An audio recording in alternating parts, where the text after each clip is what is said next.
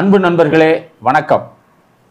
இன்றைக்கு தமிழகம், இந்தியா, ஆசிய கண்டம், உலகம் என உற்று நோக்குகிற ஒரு நிலப்பரப்பாக இருக்கிற இலங்கையில் செங்கொடி ஏந்திய ஒரு பிரம்மாண்ட வெற்றி பேரணி நடைபெற்று கொண்டிருக்கிற இந்த நேரத்தில் எப்படி சாத்தியமானது இந்த தேர்தல் முடிவு? யாரும் எதிர்பார்க்காத வெற்றிகள் இலங்கையுடைய அரசியலில் இதுநாள் வரை இல்லாத ஒரு புதிய பாதையில் இலங்கை பயணிக்க என்ன காரணம்? இலங்கைக்குள் இருக்கிற நுட்பமான அரசியல் என்ன என்பதை பற்றி மிக விரிவான ஒரு உரையாடலுக்கு தொடர்ச்சியாக இலங்கையோடு மிக நெருக்கமான தொடர்போடும் எழுத்தாளரும் சமூக செயல்பாட்டலுமாக இருக்கிற அன்பு தோழர் செல்வராஜ் அவர்கள் இன்று நம்மிடையே வந்திருக்கிறார். இன்று அவரோடு நாம் உரையாடுகிறோம். வணக்கம் தோழர். வணக்கம். இலங்கையில் ஒரு பெரிய மாற்றம் நடைபெற்றிருக்கிறது. எப்பவும் இனவாத கொடிகள் பறக்கிற அந்த நிலத்திலிருந்து ஒரு வர்க்க ரீதியான ஒரு கொடியும் வந்திருக்கிறதாக தெரிகிறது. அதை எப்படி, அந்த வரலாறு, அது வெற்றி எப்படி, காரணம் என்னங்கிறது இந்த நேரத்தில் நம்ம உண்மையாகவே இலங்கையுடைய புதிய அதிபருக்கு நம்ம வாழ்த்துக்களை தெரிவிச்சுக்கணும். ஓகே. ஏன்னா அவருடைய வெற்றி அப்படிங்கிறது சாதாரணமானதல்ல. இலங்கையுடைய வரலாற்றை பொறுத்த வரைக்கும் இலங்கை ஒரு நல்ல வளமான ஒரு நாடு, சிறிய நாடாக இருந்தாலும் கூட அங்கே இருக்கக்கூடிய மக்களுடைய வரலாறுங்கிறது ரொம்ப ஐக்கியமாக வாழ்ந்திருக்காங்க. அங்கே இருக்கக்கூடிய இயற்கை வளங்கள், நிலம், எல்லா வளங்களும் சமமாக இருந்திருக்கு ஒரு காலத்தில். அதுதான் அவர்களுடைய பண்பாடே. அதுக்கப்புறம் வெள்ளைக்காரர்கள் வராங்க, அவங்க நிலங்களை நிறுவனமயப்படுத்துகிறாங்க, தனியாருடைய சொத்துக்களாக மாற்றுறாங்க. இப்படி பல்வேறு மாற்றங்கள்லாம் வர ஆரம்பிக்குது. ஸோ அந்த அந்த அந்த சமயங்களில் அங்கே வெள்ளைக்காரர்கள் அந்த பிரித்தாளும் சூழ்ச்சியை கையாண்டு அந்த நாட்டுடைய அந்த வரலாற்றை தலைகளாக மாற்றினாங்க. இல்லை, இப்போ மன்னர்கள் ஆட்சி இலங்கையில் இருந்திருக்கு. அதுக்கப்புறம் வெள்ளையர்கள் வருவதற்கு முன்னாடியான அந்த குறுநில பரப்புல நிலங்கள் வேறு வேறான பண்ணையார்கள் முறை, அப்படியெல்லாம் ஜமீன்தார்கள் அப்படி இல்லை. மன்னர்களுடைய அதிகாரத்தை கீழே இருந்தாலும் கூட வழக்கமாக உலகம் முழுவதுமே மன்னர்கள் என்னவெல்லாம் பண்ணாங்களோ அது அங்கேயும் நடந்தது. ஆனாலும் கூட நிலம் வளங்கள் மக்கள் அதை பயன்படுத்துகிற ஒரு பொதுவான ஒரு போக்கு அங்கே இருந்தது. ஸோ அது வெள்ளைக்காரர்கள் அதை தனியாக அந்த நிறுவனமயப்படுத்துகிற வேலையை பண்ணாங்க. அப்புறம் நிறைய சூழ்ச்சிகளை உருவாக்கி இவருடைய சுரண்டலுக்கு அந்த மண்ணை எப்படியெல்லாம் மாற்ற முடியுமோ அதெல்லாம் பண்ணாங்க. ஸோ அதுடைய விளைவாக உங்களுக்கு ஒரு கட்டத்தில் நிறைய இனவாத அமைப்புகள் உருவானது. அதே மாதிரி எந்த அளவுக்கு இனவாதத்தை ஒட்டி பேசுகிறாங்களோ அதுக்கு நேர் எதிராக சமத்துவத்தை, பொது உடைமையை பேசக்கூடிய வரலாறு இலங்கையில் முக்கியமானது. ஏன்னா ஒரு காலகட்டத்தில் அங்கே இருக்கக்கூடிய ஈழத்தமிழர்கள், இந்திய வம்சாவளி மலையக தமிழர்கள், சிங்கள மக்கள், இஸ்லாமியர்கள் எல்லாமே ஒரே வர்க்கமாக அணிந்தாங்க. மிகப்பெரிய தொழிற்சங்கங்கள் இருந்தது. செங்கொடி சங்கமெல்லாம் ரொம்ப பவர்ஃபுல்லான ஒரு அமைப்பு. அந்த நேரம் பல சிங்கள இடதுசாரி தலைவர்கள் தமிழ் மக்களையும் எல்லா மக்களையும் ஒருங்கிணைக்கிற வேலையெல்லாம் பண்ணாங்க.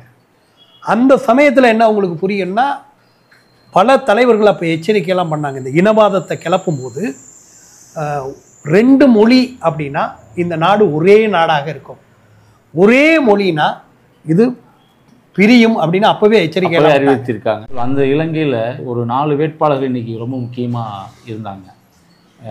இப்போ ஜெயிச்ச அதிபர், அப்புறம் பிரேமதாசா, சஜித் பிரேமதாசா, ரணில் விக்ரமசிங்கே, தமிழ் தேசிய சார்பாக ஒரு கூட்டமைப்பு சார்பாக ஒரு பொது வேட்பாளர், அப்புறம் ராஜபக்சேவுடைய வாரிசா ஒருத்தர்.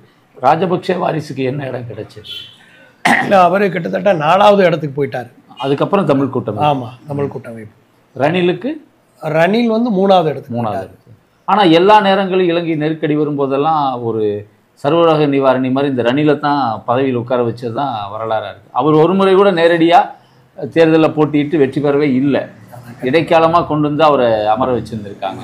இப்படியான குளறுபடிக்குள்ள இவர் வெற்றி பெறுவதற்கு என்ன அடித்தளமாக இருந்தது? இல்லை, அது நான் சொல்கிற மாதிரி இலங்கையுடைய வரலாற்றில் இலங்கை அந்த மக்களே சமத்துவமாக வாழ்ந்த ஒரு மக்கள். அது பிற்காலத்தில் அங்கே இருக்கக்கூடிய பல்வேறு தொழிற்சங்கங்கள், ஒரு சில அரசியல் கட்சிகள் அது ரொம்ப ஸ்ட்ராங்காக, அங்கே இலங்கை கம்யூனிஸ்ட் பார்ட்டி ரொம்ப ஸ்ட்ராங்காக இருந்த ஒரு நாடு. அதெல்லாம் அப்புறம் இனவாதிகள் ஒன்றும் இல்லாமல் பண்ணாங்க. அப்புறம் திட்டமிட்டு அங்கே இருக்கக்கூடிய நில உடைமையாளர்கள், முதலாளிகள், சில அந்நிய சக்திகள் சேர்ந்து அந்த நாட்டை கொலாப்ஸ் பண்ணுறதுக்காக திட்டமிட்டு இனவாதத்தை வந்து பயிற்றுவித்து சில பேர்த்த உருவாக்குனாங்க. ஸோ அது வந்து குறிப்பாக இனவாதம் பேசின பேரினவாதம் பேசிய அந்த புத்த மதத்தை சார்ந்தவர்கள் இளைஞர்களை கொண்டு போய் வச்சு தமிழர்கள் தான் நம்முடைய பிரதான எதிரி, நாம் இப்படி இருக்கிறதுக்கு முக்கியமான காரணம் சுரண்டல் படுறதோ இல்லை முதலாளிகளோ நிலப்புறமோ காரணம் இல்லை, தமிழர்கள் தான மாதிரி ஒரு இதை வந்து போதிச்சு. ரொம்ப நாளாக இருக்கிற ஒரு கேள்வித்தோட என்னன்னா, புத்தம்ங்கிறது அமைதி சமாதானத்தை உலகம் போல போதிக்கிறது. ஒரு ஆசைப்படாதே அமைதி சாந்தம் சொல்கிறேன். ஆனால் இலங்கையில் மட்டும் புத்த மதம் ஒரு வேற ஒரு வடிவத்தில் இயங்குது. அது எதனால? இல்லை, எல்லா மதங்களுமே சமத்துவத்தை தான் வந்து போதிக்குது. புத்த மதம் அதில் ரொம்ப முக்கியமானது. ஆனால் அந்த புத்த மதம் இலங்கையில் உண்மையாகவே அந்த புத்த மதத்துடைய கொள்கைகளை பின்பற்றக்கூடியவர்கள் பல பேர் இருக்காங்க. ஆனால் அதை பயன்படுத்தி இனவாதத்தை கிளப்பி விடுறது இலங்கையில் ரொம்ப வேகமாக வளர்ந்தது திட்டமிட்டு. அப்போ பிக்குகள் அந்த பயிற்சி வந்து முழுக்க முழுக்க வந்து இனவாதத்தை பேரினவாதத்தை கொண்டு வர்றதுக்கான ஒரு பயிற்சி. அந்த பயிற்சி பெற்றவர்கள் தான் பின்னாடி வந்து இனவாத கட்சிகளாக உருவெடுத்தது. ஆனால் புத்த பிக்குகள் இலங்கை அரசியல் ஒரு செல்வாக்கு செலுத்திக்கிட்டே இருக்காங்க. ஆமாம், எப்போதுமே மதவாதிகள் எல்லா நாட்டிலையும் செல்வாக்கு செலுத்திக்கிட்டு தானே இருக்காங்க. ஜெயிச்சவரும் ஒரு ஆசீர்வாதம் வாங்க வேண்டிய ஒரு காட்சி வேறு வழி கிடையாது. அவர்களையும் போய் பார்த்து ஆக வேண்டிய ஒரு கட்டாயத்தில் இருக்கிறாங்க. இங்கே என்ன ரொம்ப முக்கியமாக நம்ம கவனிக்கணும் அப்படின்னா, அந்த நாட்டில் ஒரு காலத்தில் எல்லா மக்களும் ஒரு அணியாக வர்க்கமாக அணி திரண்டாங்க. அந்த அணி திரள்வது அது ஆசியாவில் தெற்காசியாவில் அந்த நாடு ஒரு சமத்துவ நாடாக வரக்கூடாதுங்கிறதுல பல்வேறு நாடுகள் ரொம்ப கவனமாக இருந்தாங்க. அதோடைய விளைவு தான் பின்னாடி நடந்த பல இன மோதல்கள் கலவரங்கள்லாம். ஸோ அதுக்கப்புறம் இன்னைக்கு வந்திருக்கக்கூடிய அதிபராக வரக்கூடியவர் அவருக்கு ஒரு பெரிய பின்னணி இருக்கிறது. அவர் ஒரு சாதாரண குடும்பத்திலிருந்து பிறந்து வந்தவர்னா கூட அவர் இந்த இடதுசாரி கொள்கையில் ஊறி போனவர். அப்போ ஜேவிபி வந்து அது தொடங்கும் போது சமத்துவத்துக்காக அந்த நாட்டுடைய ஐக்கியத்துக்காக உருவாக்கப்பட்டாலும் கூட அது வளர்ந்து வரும்போது அதுக்குள்ள இனவாதிகள் உள்ள புந்து அதில் நிறைய பிரச்சனை உருவானது. உண்மையாகவே அது பழைய கதை. ஆனால் அதுக்கப்புறம் அதே ஜேவிபியில் அந்த மாதிரியான இனவாதிகள் இனவாதத்தை கிளப்பக்கூடியவர்களாம் வெளியே தள்ளி ஒரு புது ரத்தம் பாய்ச்சிய ஒரு கட்சியாக தான் இருந்தது. ஜேவிபின்னா ஜனதா விமுக்திக்க பெரமுனா அப்படின்னு என்ன அர்த்தம்? அப்படின்னா மக்கள் முற்போக்கு கழகம் தான் அது. விமுக்தினா முற்போக்கு கழகம், பெரமுனாங்கிறது கழகம். ஸோ அதுதான் அந்த சிங்கள சொல் தான், சிங்கள சொல் உருவாக்குனாங்க. ஸோ அந்த நாட்டில் வந்து ஒரு சமத்துவத்தை கொண்டு வரணும்னு விரும்பி தான் அந்த அமைப்பு உருவானது. அதுக்கப்புறம் பல்வேறு ஒடுக்குமுறைகளுக்கு அவர்களும் உள்ளானார்கள். அதிலிருந்து வந்த ஒருத்தர் தான் இன்னைக்கு அதிபராக வந்திருக்கக்கூடியவர். அங்கே என்ன நடந்தது அப்படின்னா, இலங்கை மக்களுக்கு வந்து அங்கே எல்லா பிரதமர்களையும் பல்வேறு அதிபர்களை நம்பினாங்க மக்கள். இந்த ஈழத்தில் நடந்த படுகொலை கூட பெரும்பான்மை சிங்கள மக்களுக்கு கடைசி வரைக்கும் அது போய் சேரலை, தெரியாது அங்கே என்ன நடக்குன்னு. அந்த செய்திகளாம் மறைச்சிட்டாங்க. அதுக்கப்புறம் ராஜபக்ஷே இவங்களையெல்லாம் நாங்கள் முடிச்சிட்டோம், இனி ரொம்ப சிறப்பாக சிங்கள மக்களுக்கு எந்த பிரச்சனையும் இருக்காதுன்னு சொன்னபோது அதை மக்கள் நம்பி தான் வாங்க. கேள்வி கேட்ட சில சிங்கள பத்திரிகையாளரும் கொல்லப்பட்டாங்க. இல்லை, அது தனி கதை. இந்த மக்கள் வந்து நம்பினாங்க இனி நமக்கு ஒரு பெரிய விடுதலை கிடைக்கணும். ராஜபக்ஷ வந்தப்புறம் சோத்துக்கே திண்டாடக்கூடிய ஒரு நிலை உருவாகும் போது மக்களுக்கு அப்பதான் புரிஞ்சது, இவர் ஈழ மக்களை மட்டும் இல்லை சிங்கள மக்களை ஏமாற்றான்னு சொல்லி தூக்கி எறிஞ்சாங்க, விரட்டினாங்க. அப்படி விரட்டி இளைஞர்கள் அப்படி வரும்போது அதுல இன்னைக்கு இருக்கக்கூடிய அதிபருடைய இயக்கமும் அவர்களுடைய தொண்டர்களும் முக்கிய பங்காற்றினாங்க அந்த போராட்டத்தில் இருந்தாங்க. ஸோ அந்த வகையில் இந்த தேர்தல் அப்படிங்கிறது ஒரு பெரிய மாற்றத்தை உருவாக்கி இருக்குது. இந்த மாற்றம் அப்படிங்கிறது அவங்க கொள்கை ரீதியாக எல்லாருக்கும் எல்லாம் கிடைக்கணும், ஒரு சமத்துவம் வரணும், ஒரே நாடாக அந்த நாட்டுக்குள்ள எல்லா மக்களும் சமத்துவ உரிமையோட வாழணும்னு நினைக்கக்கூடிய ஒரு கொள்கையில் இருக்கக்கூடியவர்கள். நீங்க சொல்ற விஷயம் அவருடைய தேர்தல் அறிக்கையில் முன்வைக்கப்பட்ட தேர்தல்லையே அவர் தேர்தல் களத்தில் அவர் சொன்ன விஷயம் என்னன்னு கேட்டால், பிளவு இல்லாமல் எல்லோருக்கும் எல்லாம் கிடைக்கணும், பொருளாதார விடுதலை கிடைக்கணும், நாடு தன்னிறைவு அடையணும். ஸோ அதனால் நம்ம எல்லாம் இணைந்து பண்ணணும்னு சொன்னார். அது இலங்கையில் உடனடியாக சாத்தியம் இல்லைன்னா கூட படிப்படியாக அதுக்கான பேச்சுவார்த்தை பல்வேறு இயக்கங்கள் கூட பல்வேறு கட்சிகள் கூட பேச்சுவார்த்தை நடத்தி அவர்களையெல்லாம் ஒரு புரிதலுக்கு உள்ளாக்குவோன்னு சொல்லியிருக்கிறாரு. அதெல்லாம் மக்கள் நம்பி தான் வாக்கு போட்டிருக்காங்க. ஸோ அதனால் அங்கே இப்போ இவர் ஜெயிப்பார் அப்படின்னு பெருசாக நினைக்கல. முன்னாடி கருத்து கணிப்பில் அப்படி சொல்லப்படலை. ஆனால் பெரும்பான்மை மக்கள் இவருக்கு தான் வாக்களிச்சிருக்காங்க. ஸோ அதனால் இந்த வெற்றிங்கிறது முக்கியமானது. இது ஒரு திருப்பு முனையாக தெற்காசியாவில் இது இருக்கும் அப்படிங்கிறதான். ரெண்டாவது, அவருடைய எக்ஸ்பீரியன்ஸில் அவர் வந்து ஒழுங்காக திட்டமிடுவார்னு நாங்களாம் நம்புகிறோம். அப்புறம் இன்னொரு முக்கியமான விஷயம், இலங்கை மக்கள் வந்து தொடர்ச்சியாக பல வழிகளை சந்தித்தவர்கள், பல கொடுமைகளை அனுபவிச்சாங்க. ஆமாம், அந்த ரணங்களை எல்லாம் அவர் குணப்படுத்துவாருங்கிற நம்பிக்கை இருக்குது. ஆனால் அதே வேளை வெளியில் இருக்கக்கூடிய சில சக்திகள் அதை மீண்டும் குழப்பி அதில் குளிர் காயிற சுயநலத்துக்கு முயற்சி பண்ணுவார்கள். இப்போவே இங்கே சில தொலைக்காட்சி விவாதங்களில் இந்திய பத்திரிகையாளர்கள், தமிழ் ஊடகத்தை சேர்ந்தவங்க, அவர் சீனா பக்கம் சாய்வார், சீனாவோடு சேர்ந்து இயங்குவார் அப்படிங்கிற மாதிரியான ஒரு கருத்துருவாக்கத்தை இங்கே முன்னெடுக்கிறாங்க. இல்லை, அது இப்போ போக போக தான் தெரியும். நான் என்ன சொல்றேன்னா, எந்த பக்கம் சாய்ந்தாலும் அந்த நாட்டு மக்களுக்கு விடுதலை கிடைக்கிறது, அந்த மக்களுக்கு எல்லா உரிமைகளும் கிடைக்கிறது. ஸோ அதனால அவர் வந்து ஒரு சரியான நிலை, ஏன்னா இப்போ நீங்கள் சமத்துவ கொள்கைங்கிறது நிலமாக இருக்கலாம், பொருளாதாரமாக இருக்கலாம், எல்லாம் சமமாக போகணும், இனவாதம் இருக்கக்கூடாதுன்னு நினைக்கக்கூடிய ஒரு கொள்கை உள்ளவர் ஆட்சிக்கு வந்து. அப்படியான கருத்து இருக்கிற ஒருத்தர் இலங்கையில் ஈழ மக்கள் கடுமையான படுகொலை, அந்த வலி ரணமெல்லாம் இன்னும் ஆறாமல் தமிழ் மக்கள்கிட்ட இருக்கும் பொழுது இப்படியான ஒரு வெற்றியை இங்க இருக்கிற தமிழ் மக்கள் எப்படி பார்க்கணும்? இல்லை, அந்த படுகொலைக்கு ஒரு தீர்வோ ஒரு உரிய விசாரணையோ சர்வதேச கவனிப்போ எதுவுமே இல்லாமல், எந்த விடையும் இல்லாமல் அவ்வளோ இனப்படுகொலைக்கு எந்த முடிவும் கிடைக்காத போது இங்க இருக்கிற மக்கள் அந்த வெற்றியை எப்படி பார்க்குறது? இல்லை, நீங்கள் வந்து இப்போ ரணில் விக்ரமசிங்கா தோத்து போனதுக்கு இது முக்கியமான ஒரு காரணம். ஏன்னா அவர் இந்த இடைக்காலத்தில் அவர் அதிபராக இருந்தபோது இந்த குற்றவாளிகள் தண்டிக்கப்படலை. முதல்ல அவர் சொன்னார், நாங்கள் வந்து கடுமையான நடவடிக்கை எடுப்போம், தண்டிப்போம் அப்படின்னு. அப்புறம் அவர்லேருந்து அப்படியே கொஞ்சம் கொஞ்சமாக மாறி போய் அவருக்கு தேவையான விஷயங்களை பண்ணுறதில் அதிக அக்கறை காட்டினார். அதனால தான் இந்த தடவை அவர் வந்து தோல்வி அடைஞ்சார்.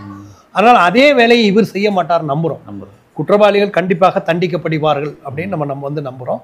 அது எப்படி போகுங்கிறது காலம்தான். இலங்கை தேர்தல் முறையில் இவர் அதிபராக இருக்கார், ஒரு கூட்டமைப்பின் அதிபராக இருக்கார். இங்கே நம்முடைய இந்தியாவில் வந்து எம்பிக்களுடைய ஆதரவில் தான் ஒருத்தர் ஆட்சி அதிகாரங்கிற வர மாதிரியான இது கிடையாது. அதிபருக்கு கொஞ்சம் அதிகாரம் உள்ள பதவி தான் அது. ஆமாம், அந்த முறை ரொம்ப வித்தியாசமான முறை இலங்கையில். அதிபருக்கு கொஞ்சம் அதிகாரம். ஆமாம், அவர் தான் எல்லா கண்ட்ரோல். அப்போ அதுக்கு அடுத்ததாக பாராளுமன்றம் ஒன்று வரலாம். அதுக்கு விரைவில் தேர்தல் வர. ஆமாம், பாராளுமன்ற எலெக்ஷனில் கண்டிப்பாக இன்னும் புது புது அணிகள் உருவாகலாம், நிறைய பேச்சுவார்த்தை நடக்கலாம். அதுலேயும் இவர்கள் வந்து எல்லா இடங்கள்லையும் வர்றதுக்கான வாய்ப்பு வந்து இருக்கு. இதுலையும் கூட இவருடைய வெற்றிக்கு முதல்ல ஈழப்பகுதியில் இருக்கக்கூடிய தலைவர்கள் வாழ்த்து தெரிவிச்சிருக்காங்க. ஸோ அது எல்லாரும் கவனிக்கக்கூடிய ஒரு விஷயம். தமிழ் முற்போக்கு அமைப்புகள் எல்லாம் வந்து வாழ்த்து தெரிவிக்கிறாங்க. ஆனால் அந்த பகுதிகளில் வாக்கு சுஜிலுக்கு தான் அதிகமாக கிடைச்சதா?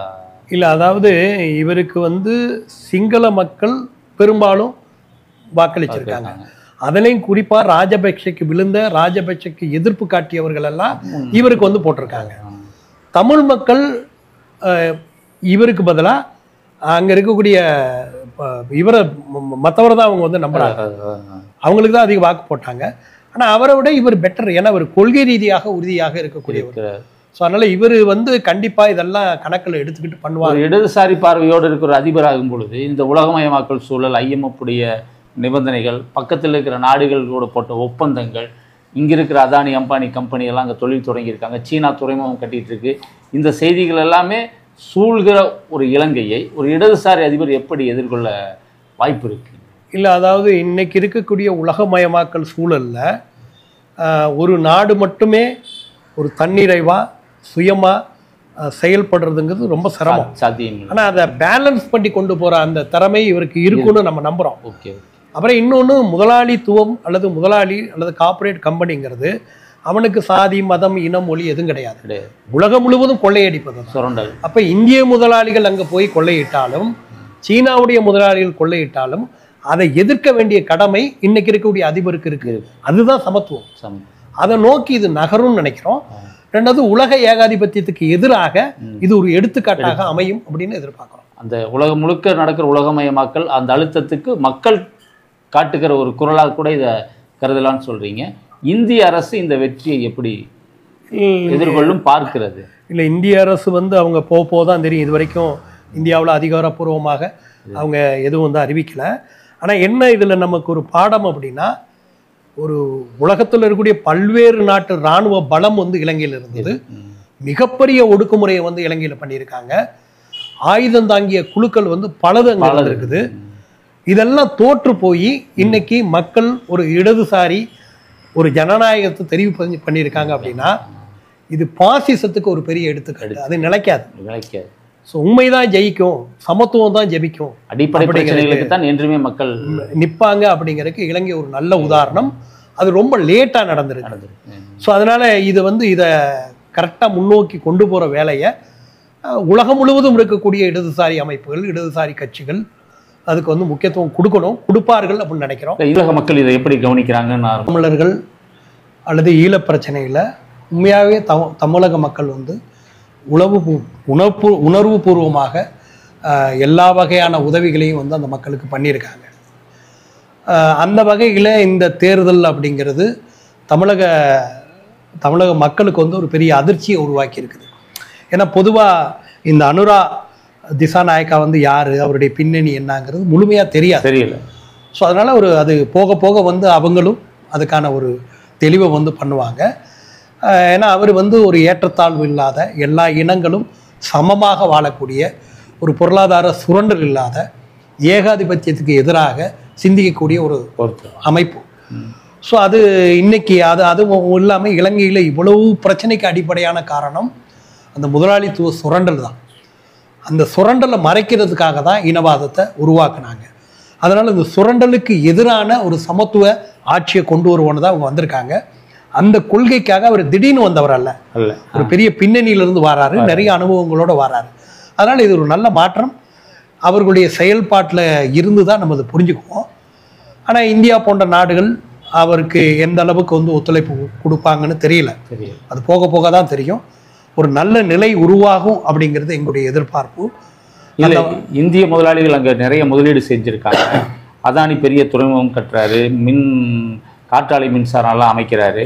அது கூடாதுன்னு அவர் கடைசியாக பேசினதாகவும், இதற்கிடையில் தேர்தல் முடிவுக்கு ஒரு 6 மாதத்துக்கு முன்பாக அவர் இங்கே அழைத்து வரப்பட்டு டெல்லியில் வெளியுறவுத்துறை செயலாளரோட ஒரு பேச்சுவார்த்தை நடந்ததாகவும், அந்த பேச்சுவார்த்தையில் எந்த செய்தியுமே தரலை, ஒரு ப்ரெஸ் ரிலீஸோ எதுவுமே தராமல் மீண்டும் அவர் திருப்பி அங்கே சென்றதாகவும், பிற்பாடு இங்கிருந்து சென்று விஜில் பிரேமதாசா வெற்றி பெற வேண்டும் என்று இந்திய அரசு அங்கு சில வேலைகள் செய்ததாகவும், அதை மீறி அவர் வெற்றி பெற்றிருக்கும் போது இந்திய அரசு இவரை எப்படி எதிர்கொள்ளும்னு நினைக்கிறீங்க?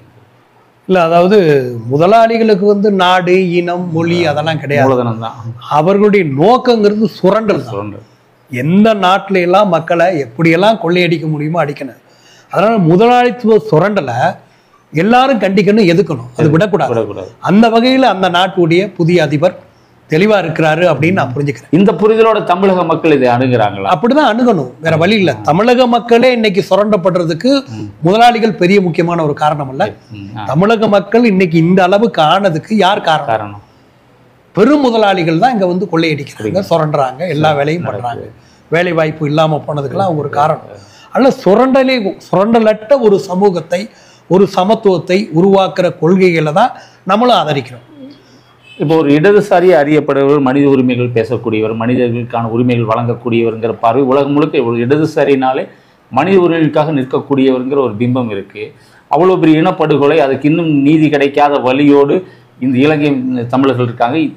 இந்தியாவில் இருக்கக்கூடிய தமிழகத்தில் உள்ள ஏராளமான தமிழர்கள் கூட அந்த இனப்படுகொலைக்கு இன்னும் ஒரு தீர்வு கிடைக்கலங்கிற ஒரு வழியோடு இருக்கும் பொழுது, இப்படியான ஒரு அதிபர் இது குறித்த விஷயத்துக்கு ஏதாவது உதவி செய்வாரா, அதுக்கான ஒரு தீர்வுக்காக ஒரு முன்னெடுப்பு எடுப்பாரா என்கிற எதிர்பார்ப்பு இங்கிருந்து இருக்குமல்ல? இல்லை, இந்த தேர்தலில் இவர் வெற்றி பெற்றதுக்கு முக்கியமான காரணமே ரணில் விக்ரமசிங்கா அந்த மாதிரியான குற்றவாளிகள் மீது எந்த நடவடிக்கை எடுக்கல. அவர் தனக்கு தேவையானவர்களை மட்டும் ப்ரொமோட் பண்ணுறதும் அப்படியே அட்ஜஸ்ட் பண்ணி நாங்கள் அதை பண்ணோம் இதை பண்ணோன்னு போயிட்டு இருந்தார். அப்போ என்ன அந்த மக்கள்னா, யார் குற்றவாளிகளோ, யார் இங்கு போர்க்குற்றத்தில் ஈடுபட்டார்களோ, யார் அந்த நாட்டை கொள்ளையடித்தார்களோ அவர்கள் மீது எந்த நடவடிக்கை இல்லைங்கிறனால தான் இவரை தெரிவு பண்ணியிருக்காங்க. அதில் இவர் கண்டிப்பாக அவர்கள் மீது நடவடிக்கை எடுப்பார். இன்னும் இலங்கை தமிழருடைய நிலங்கள் இராணுவத்தின் வடக்கு கிழக்கில் இராணுவத்தின் கட்டுப்பாட்டில் தான் அந்த நிலம் இருக்கு. இன்னும் அது திருப்பி மக்களுக்கு கையளிக்கப்படவில்லைங்கிற செய்தியெல்லாம் வந்துட்டு இருக்கு. ஆனால் இந்த விதவாதம் எல்லாமே தேர்தலை எதிரொலிக்கலை.